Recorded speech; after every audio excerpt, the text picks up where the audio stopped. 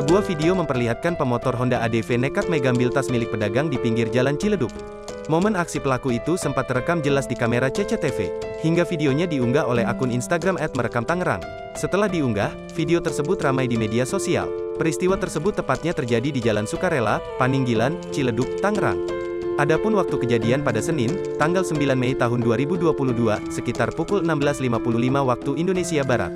Dalam video tersebut terlihat pemotor Honda ADV mendatangi warung korban. Saat itu korban sedang memasukkan motornya ke belakang warung. Pelaku saat itu melihat korban yang sedang memindahkan sepeda motor. Dan saat itu juga pelaku pun langsung masuk ke dalam warung dan mengambil tas yang tergeletak di dalam laci. Setelah itu, pelaku langsung melarikan diri menggunakan sepeda motor Honda ADV.